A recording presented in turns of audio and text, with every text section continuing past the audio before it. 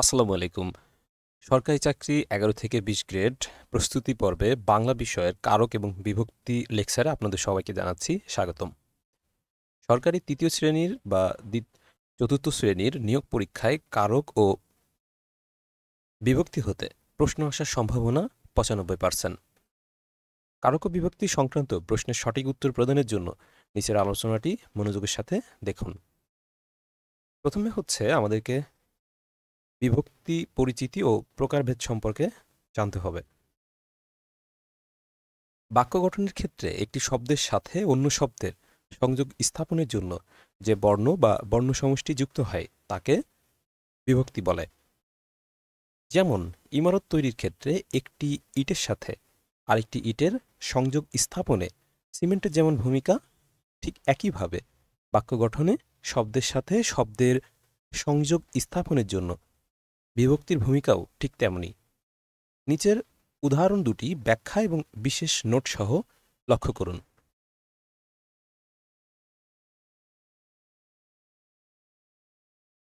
মা শিশু চাঁদ দেখা, এটি একটি বাক্য, এবং আরেকটি হচ্ছে মা শিশুকে চাঁদ দেখাচ্ছেন।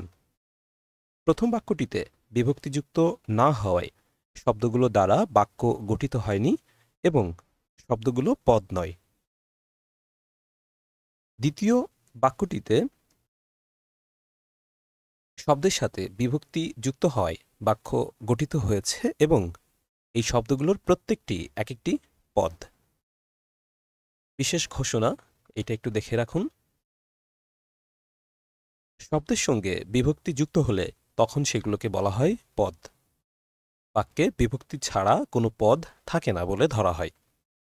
তাই কোনো শব্দে কোনো বিভক্তি যোগ করার প্রয়োজন না হলেও ধরে নেওয়া হয় তার সঙ্গে একটি বিভক্তি যুক্ত রয়েছে এবং এই বিভক্তিটিকে বলা হয় শূন্য বিভক্তি।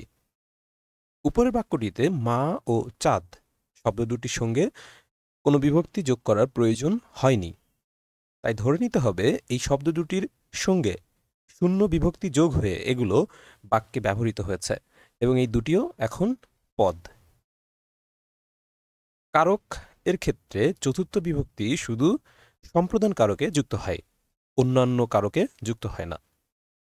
আরেকটি বিষয় হচ্ছে বিভক্তির নাম লেখার সময় কখনো সংক্ষিপ্ত আকারে লেখা যাবে না, অর্থাৎ দ্বিতীয় বিভক্তিকে কখনোই ২ দিয়ে অন্তস্থ আকার এভাবে লেখা যাবে না।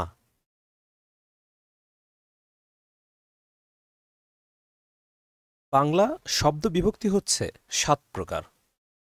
এই বিভক্তিগুলো আপনাকে মুখস্থ করতে হবে, কারণ এগুলো হচ্ছে আপনার সমাস করার সময় প্রয়োজন হবে এবং কারক বিভক্তি এগুলোতেও প্রয়োজন হবে। প্রথমা বিভক্তি হচ্ছে শূন্য, অর্থাৎ এটির কোনো একবচন বা নাই, কিন্তু বহুবচনের ক্ষেত্রে রা, এরা, গুলি, গুলো ইত্যাদি। আমাদের বেশিরভাগ ক্ষেত্রে একবচন নিয়ে কাজ করতে হয় বা একবচনের উপরে ভিত্তি করে বিভক্তি নির্ধারণ করতে হয়। তো সেজন্য আমাদেরকে একবচনের এই অংশটা খুব ভালোভাবে আয়ত্ত করতে হবে। বলা যায় যে এটা এক প্রকার মুখস্থ করে নিতে হবে। দ্বিতীয় বিভক্তি হচ্ছে কে রে, এ রে, প্যাপিয়া। তৃতীয় বিভক্তি হচ্ছে দ্বারা, দিয়া, কর্তৃক। চতুর্থী বিভক্তি হচ্ছে কে রে, নিমিত্ত, জন্য। পঞ্চমী বিভক্তি হচ্ছে হতে, থেকে, চেয়ে। ষষ্ঠী বিভক্তি হচ্ছে র, এর। আর সপ্তমী বিভক্তি হচ্ছে এ অন্তুস্থ তে। যে বিভক্তি একাধিক কারকে ব্যবহৃত হয় তাকে নিত্য বিভক্তি বলা হয়।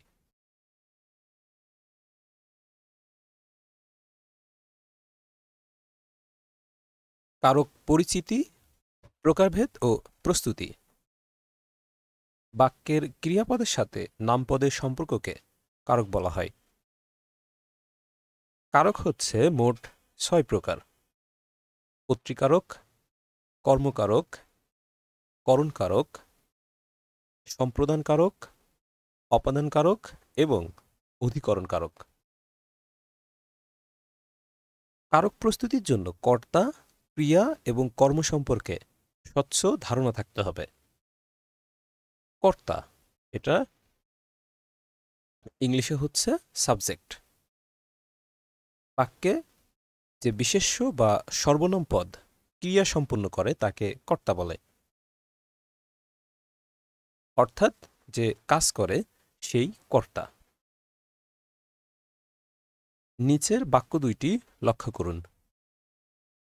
সুমাইয়া ফুল তোলে, আরেকটি হচ্ছে পাগলে কিনা বলে, ছাগলে কিনা খায়। প্রথম বাক্যটিতে ফুল তোলার কাজটি যেহেতু সুমাইয়া করছে, সেহেতু এই সুমাইয়া পদটি কর্তা। অপরদিকে দ্বিতীয় বাক্যটিতে বাক্যের প্রথম অংশে বলার কাজটি পাগলে করছে এবং পরের অংশে খাওয়ার কাজটি ছাগলে করছে, বিধায় ছাগল এবং পাগল এই দুটি উভয়ই কর্তা। প্রকারভেদ।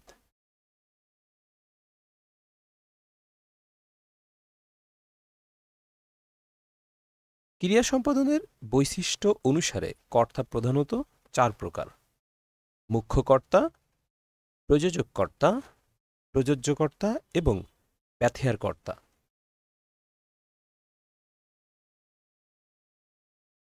মুখ্য কর্তা। যে কর্তা নিজেই কাজ করে তাকে মুখ্য কর্তা বলে। যেমন একরামুল ফুটবল খেলে, জান্নাত বই পড়ে। বাক্য দুটিতে এখানে একরামুল ফুটবল খেলার কাজটি নিজেই করছে, ঠিক একইভাবে পরের বাক্যটিতে বই পড়ার কাজটি জান্নাত করছে। সুতরাং এই দুটি হচ্ছে মুখ্য কর্তা। এরপরে যেটা আছে প্রযোজক কর্তা। যে কর্তা অন্যের দ্বারা কাজ করিয়ে নেয় তাকে প্রযোজক কর্তা বলে। মা শিশুকে চাঁদ দেখান এবং শিক্ষক ছাত্রকে ব্যাকরণ পড়ান। বাক্য দুটিতে মা এবং শিক্ষক প্রযোজক কর্তা। এরপরে যেটি আছে প্রযোজ্য কর্তা। যে কর্তা অন্যের কাজ করে দেয় তাকে প্রযোজ্য কর্তা বলে। যেমন মা শিশুকে চাঁদ দেখান এবং শিক্ষক ছাত্রকে ব্যাকরণ পড়ান। বাক্য দুটিতে শিশু এবং ছাত্র প্রযোজ্য কর্তা।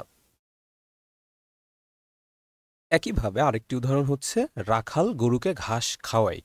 এখানে রাখাল হচ্ছে প্রযোজ্য কর্তা। ব্যথেয়ার কর্তা। দুজন কর্তা একই সময়ে একই কাজ করলে তাকে ব্যথেয়ার কর্তা বলে।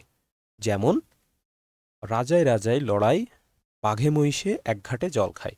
এখানে রাজায় রাজাই এবং বাঘে মহিষে এই শব্দ দুটি হচ্ছে ব্যথেয়ার কর্তা। বাক্যের প্রকাশভঙ্গি অনুসারে কর্তা 3 প্রকার: কর্মবাচ্যের কর্তা, ভাববাচ্যের কর্তা এবং কর্মকর্তৃবাচ্যের কর্তা। কর্মবাচ্যের কর্তা। যে বাক্যে কর্তা থাকা সত্ত্বেও কর্মপদ প্রাধান্য পায় সেই কর্তাকে কর্মবাচ্যের কর্তা বলে। যেমন পুলিশ দ্বারা চোর ধৃত হয়েছে। বাক্যটিতে পুলিশ কর্তা হলেও চোর প্রাধান্য পেয়েছে। এরপরে যেটি আছে ভাববাচ্যের কর্তা। যে বাক্যে ক্রিয়াপদ প্রাধান্য পাবে তাকে ভাববাচ্যের কর্তা বলে। যেমন আমার খাওয়া হবে না। বাক্যটিতে আমার পদটি কর্তা হলেও খাওয়া শব্দটির গুরুত্ব সর্বাধিক। কর্মকর্তৃবাচ্যের কর্তা। বাক্যে কোনো কর্মপদ যদি কর্তার কাজ সম্পন্ন করে তাকে কর্মকর্তৃবাচ্যের কর্তা বলে। যেমন কলমটি লেখে ভালো। কলমটি কর্মপদ হলেও কর্তার কাজ করছে, বিধায় এটি কর্মকর্তৃবাচ্যের কর্তা। বাঁশি বাজে। যদিও বাঁশি পদটি কর্ম, কিন্তু বাক্যটিতে সে নিজেই বাজার কাজটি করছে, বিধায় এটি কর্মকর্তৃবাচ্যের কর্তা হবে।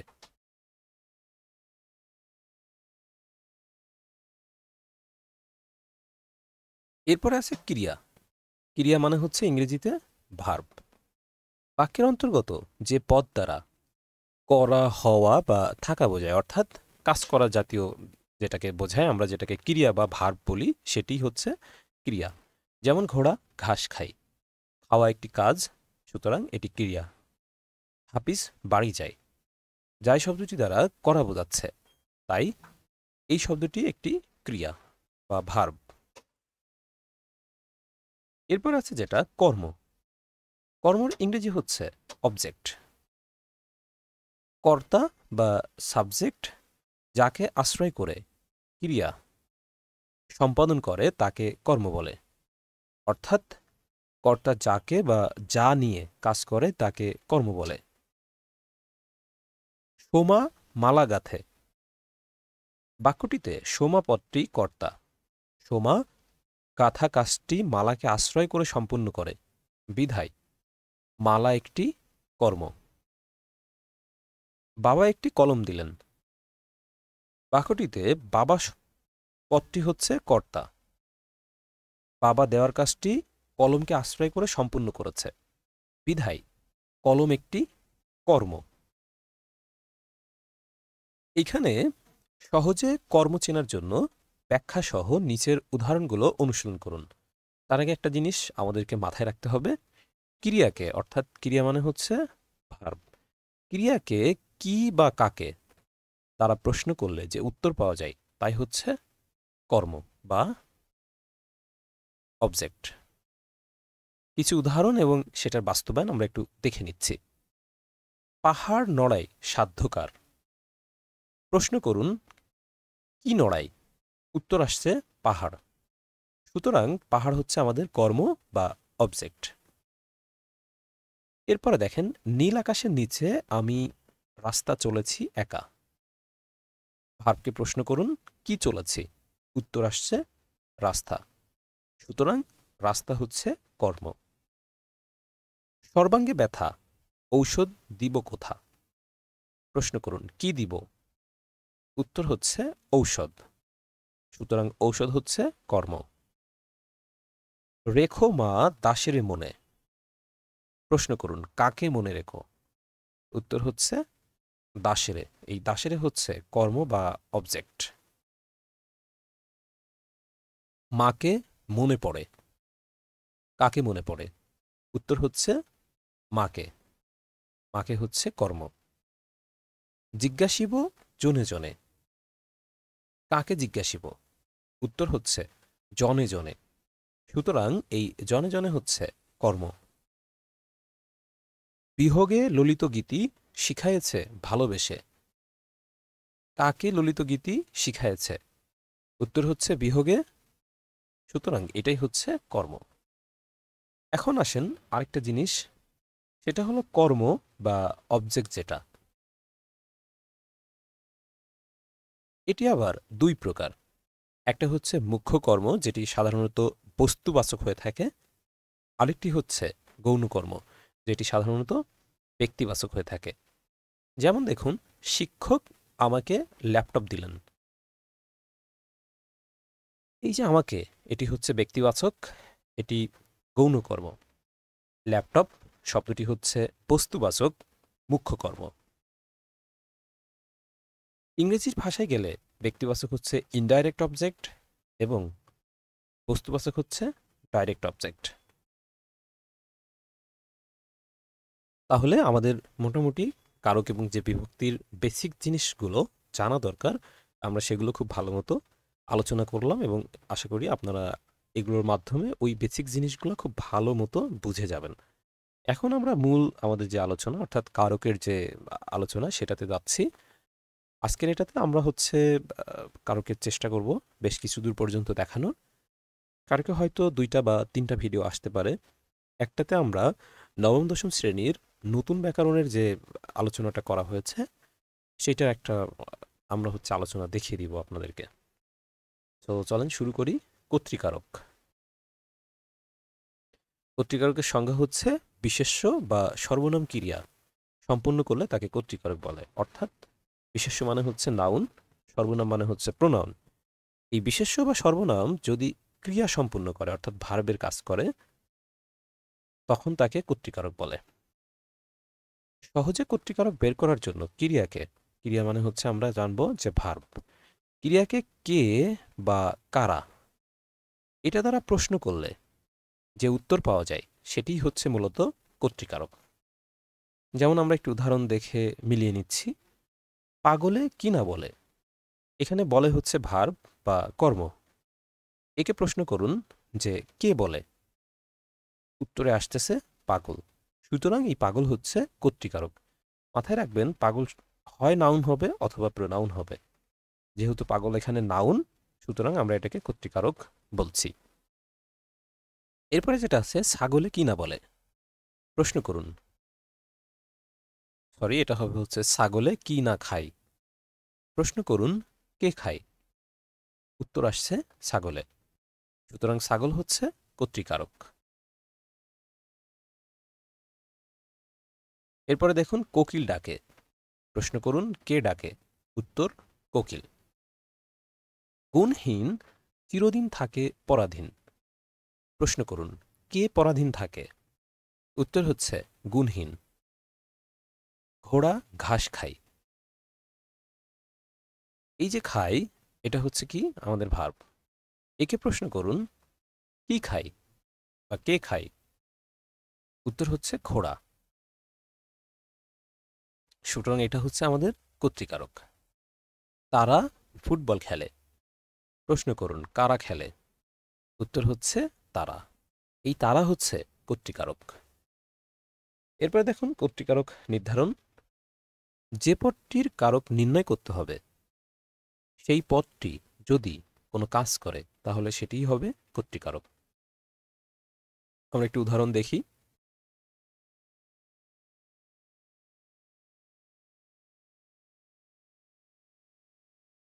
তোমাকে যেতে হবে, যাওয়ার কাজটি তোমাকে পদটি করে, সুতরাং এই তোমাকে হচ্ছে কর্তৃকারক। তোমা দ্বারা এই কাজ হবে না সাধন, সাধন হওয়ার কাজটি তোমা এই পদটি করে, সুতরাং এই পদটি হচ্ছে কর্তৃকারক।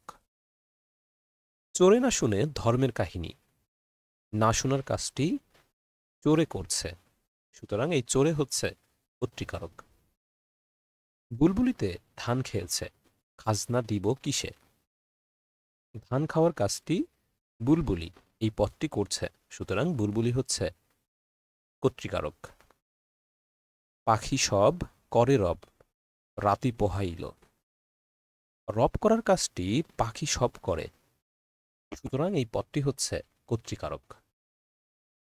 নাইবা তুমি এলে, না আসার কাজটি তুমি পদটি করে, সুতরাং এই তুমি হচ্ছে কর্তৃকারক। এখন আমি দেখাবো যে কর্তৃকারকে বিভিন্ন বিভক্তির ব্যবহার সংক্রান্ত প্রশ্ন ও উত্তর। যেমন দেখেন সকলকে মরিতে হইবে, যেহেতু মরার কাজটি সকলে করবে তাই সকলে হচ্ছে কর্তা। এবং দেখুন কেরে, এই কেরে হচ্ছে দ্বিতীয়া বিভক্তি, সুতরাং এটার কারক বিভক্তি হচ্ছে কর্তাই দ্বিতীয়া। তোমায় যাওয়া উচিত, এটি হচ্ছে কর্তায় ষষ্ঠী। র এর এটি হচ্ছে ষষ্ঠী বিভক্তি। তাহার ঢাকা যাওয়া হচ্ছে না, যেহেতু যার কাজটি তাহার করবে তাই তাহার এই পদটি হচ্ছে কর্তা। র এর হচ্ছে ষষ্ঠী বিভক্তি, সুতরাং এটির কারক বিভক্তি হচ্ছে কর্তাই ষষ্ঠী। গরুতে দুধ দেয়, এ অন্তুস্তত্বে, এই তিনটি হচ্ছে সপ্তমী বিভক্তি, সুতরাং এটি হচ্ছে কর্তাই সপ্তমী। ঘোড়ায় গাড়ি টানে, কর্তাই সপ্তমী। তোমায় যেতে হবে, কর্তাই সপ্তমী। 10 মিলে করি কাজ, কর্তাই সপ্তমী। বাঘে মহিষে এক ঘাটে জল খাই, কর্তাই সপ্তমী। মূর্খে কি না বলে, এখানেও দেখেন এ অন্তুস্তত্বে অর্থাৎ এ আছে, মূর্খে এটা হচ্ছে কর্তাই সপ্তমী। লোকে কি না বলে, কর্তাই সপ্তমী। আষাঢ় মাসে নামলো ঢল, কর্তাই শূন্য বিভক্তি। জল পড়ে পাতা নড়ে, যেহেতু জল নিজেই পড়ছে তাই জল পদটি হচ্ছে কর্তা। ল এখানে কোনো বিভক্তি না থাকায় এটি শূন্য বিভক্তি, সুতরাং এটার কারক বিভক্তি হচ্ছে কর্তায় শূন্য। পাতায় পাতা নড়ে নিশি শিশির, কর্তায় শূন্য। পুলিশ চোর ধরেছে, কর্তায় শূন্য। বাঁশি বাজে, কর্তায় শূন্য বিভক্তি। বাজনা বাজে, কর্তায় শূন্য বিভক্তি। এক যে ছিল রাজা, যেহেতু রাজা নিজেই ছিল তাই রাজা হচ্ছে কর্তা। রাজার এখানে কোনো বিভক্তি না থাকায় কর্তায় শূন্য। শ্রদ্ধাবান লবে জ্ঞান অন্যে কভু নয়, এটি হচ্ছে কর্তায় শূন্য বিভক্তি। এখানে এই পৃষ্ঠাতে কিছু উদাহরণ আছে যেটা আমাদের 9-10 বইয়ে থাকে। তো আমি হচ্ছে এরকম একটা লেকচার পরবর্তীতে আপনাদের সাথে শেয়ার করে দিব, সুতরাং ওই পেজটা নিয়ে আর আপাতত আলোচনা করছি না। এরপরে আমরা চলে যাচ্ছি কর্মকারকে। যাকে আশ্রয় করে কর্তা অর্থাৎ সাবজেক্ট ক্রিয়া মানে ভার্ব সম্পূর্ণ করে তাকেই মূলত কর্মকারক বলে। ক্রিয়াকে যদি আমরা অর্থাৎ ভার্বকে যদি আমরা কি এবং কাকে এই দুইটা শব্দ দ্বারা প্রশ্ন করি তাহলে যে উত্তরটা পাওয়া যায় সেটাই মূলত কর্ম বা অবজেক্ট। কর্মের শ্রেণীবিভাগ। কর্মের বেশ কয়েকটি শ্রেণীবিভাগ আছে। একটি হচ্ছে সকর্ম ক্রিয়ার কর্ম। যে কর্তা নিজেই কর্ম সম্পাদন করে তাকে সকর্ম ক্রিয়ার কর্ম বলে। যেমন রহিম বই পড়ছে, এখানে বই পড়ার কাজটি রহিম নিজেই করছে, সুতরাং রহিম হচ্ছে সকর্ম ক্রিয়ার কর্ম। এরপরে যেটা আছে প্রযোজক ক্রিয়ার কর্ম।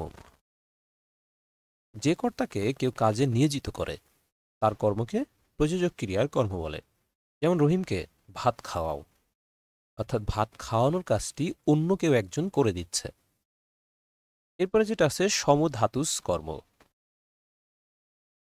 সম অর্থ সমান বা একই, সুতরাং কর্তা এবং ক্রিয়া একই ধাতু থেকে উৎপন্ন হলে সেই কর্মকে সমধাতুস কর্ম বলে।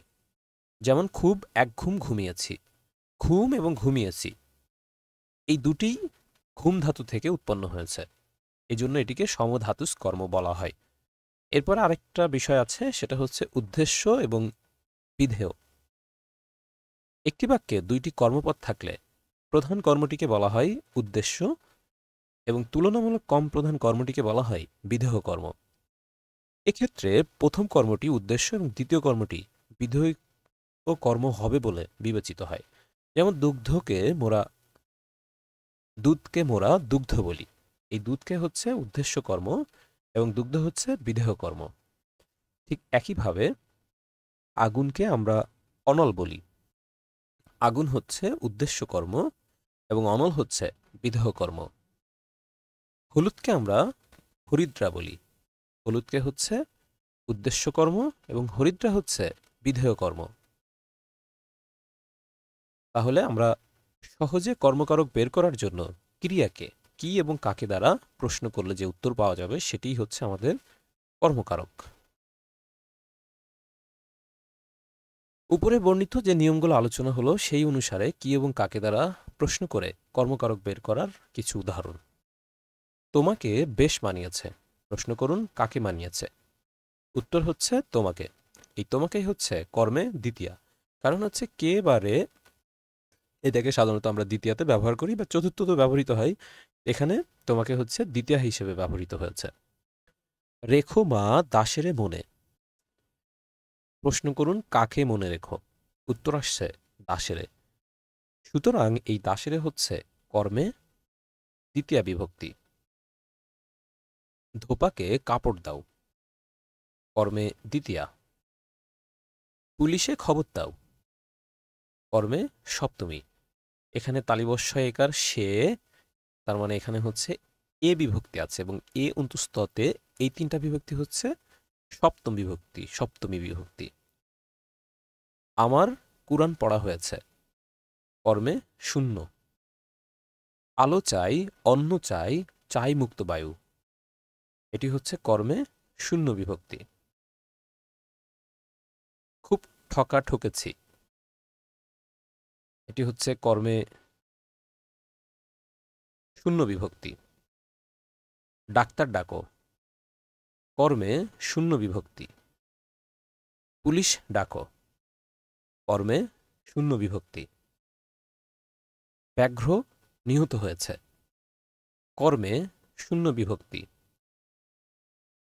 বুদ্ধি খাটিয়ে কাজ করো, কর্মে শূন্য বিভক্তি।